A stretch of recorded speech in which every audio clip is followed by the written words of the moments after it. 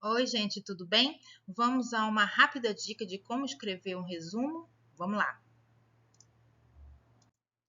Segundo a NBR 6028, o resumo é uma apresentação concisa dos pontos relevantes, ou seja, os pontos mais importantes de um texto, fornecendo uma visão clara e rápida do conteúdo e das conclusões do trabalho. Então, normalmente nós encontramos o resumo como a primeira parte de um artigo.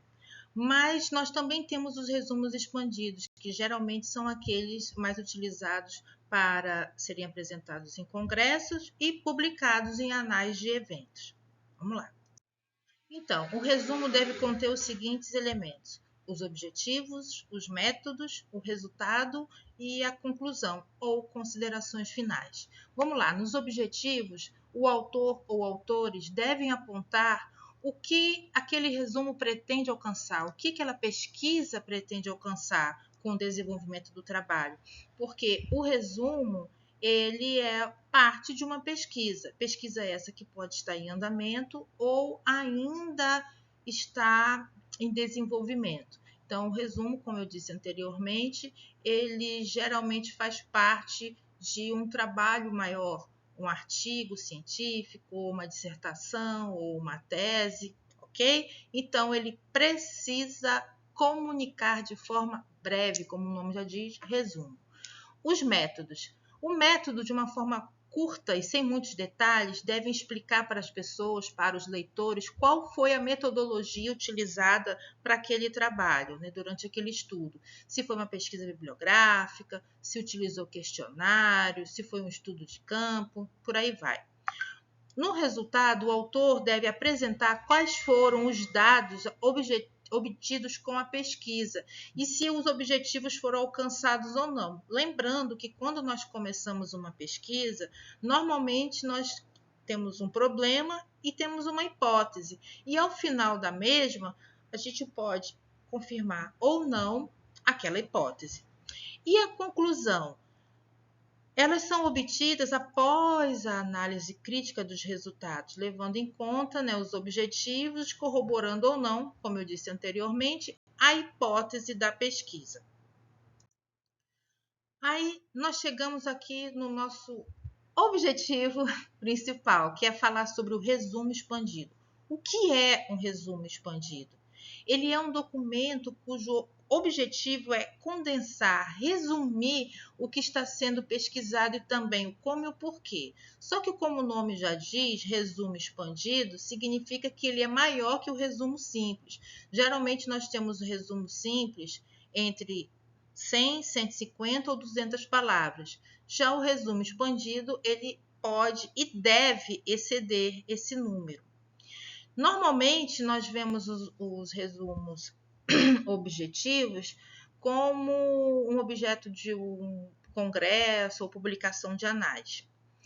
Nos resumos expandidos, são permitidos, além de fazer citações diretas ou indiretas, a inclusão de tabelas ou gráficos. Aí você vai me perguntar assim, mas no resumo simples a gente não pode fazer? Não, não pode. Nem no resumo, nem na conclusão de um artigo, nós podemos trazer citações, ok? Então, você pode falar de uma forma, vamos dizer assim, sucinta, mas nunca trazer uma citação direta ou indireta, tá bom? Como eu já havia dito, permite a inclusão de tabelas ou gráficos e normalmente eles ficam entre 4 ou 5 páginas, mas gente também pode ser em 1 e 2. Por quê? Porque o resumo expandido ele segue as regras do evento ou da universidade ao qual o solicitou. Então ele pode pedir com no máximo 800 palavras, 700, 900 palavras, ok? Então vamos lá. Nós devemos sempre observar no resumo o seguinte, que a primeira frase dele é a introdução. Ele está apresentando o assunto para os seus leitores. Depois, nós devemos colocar metodologia, ou seja, como nós fizemos a coleta e o tratamento daqueles dados. Foi através de uma pesquisa quantitativa, qualitativa, foi um estudo de caso, foi uma resenha, como nós conseguimos aquelas informações. Depois o verbo sempre na voz ativa. E o que significa isso? Quando nós vamos escrever um artigo científico, por exemplo, o resumo é o primeiro elemento, né? O elemento pré-textual que nos apresenta aquela pesquisa. Só que apesar dele ser o primeiro, ele foi o último dado, o último elemento, a última parte daquela pesquisa a ser realizada. Então, o verbo geralmente, né, é o mais correto, ele vir no passado. Vou explicar melhor. Quando nós fazemos a introdução de um artigo, vamos lá na introdução, estamos falando para o nosso leitor sobre o que nós pretendemos fazer, qual é o assunto e como se deu, enfim. Nós colocamos o verbo, tanto do objetivo geral quanto dos objetivos específicos no futuro. Nós vamos analisar, nós vamos pesquisar, nós vamos investigar. Aí lá no resumo, como ele foi a última coisa a ser feita, nós já mudamos o tempo verbal. Nós escrevemos, nós pesquisamos, nós concluímos ou concluo, tá? Então, de acordo com o tempo do momento da pesquisa. Resumo, passado, introdução, presente. Continuando, as palavras-chave devem figurar logo abaixo do resumo, antecedidas pela expressão palavra-chave. Então, se você estiver fazendo um resumo em língua estrangeira, verifique qual é a tradução de palavras-chave e faça. E essas palavras-chave, e eu também digo expressões-chave, por quê? Porque às vezes a palavra-chave não dá para você, vamos dizer, sintetizá-la somente numa palavra, mas numa expressão. A gente vai ver um exemplo mais à frente, aí vocês vão entender melhor. Então, nós colocamos essas palavras-chave ou expressões-chave separadas por ponto e vírgula e finalizadas por ponto. Também, dependendo da regra do evento, pode ser que ele queira que aquelas palavras-chave sejam separadas por ponto. Então, vocês observem como vocês devem fazer. Aqui eu trago para vocês um exemplo de resumo, ok? Temos o título, a distribuição discriminatória da água na cidade de Manaus. Peço perdão, ficou devendo aqui o nome do autor. E aqui temos a palavra resumo e logo em seguida nós temos aqui o texto que está todo, deixa eu colocar aqui uma canetinha para ficar melhor.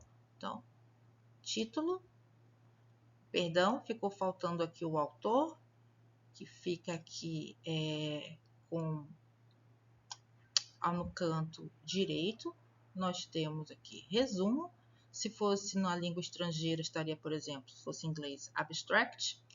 E aqui eu dividi todo o texto, os parágrafos coloridos, para que possa haver uma melhor visualização de cada parte do resumo.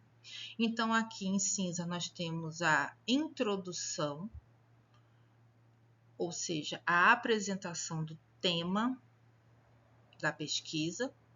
Logo em seguida, o objeto da pesquisa, também podemos entendê-lo como problema da pesquisa, a indagação, qual é a pergunta que nós procuramos responder, tentaremos responder.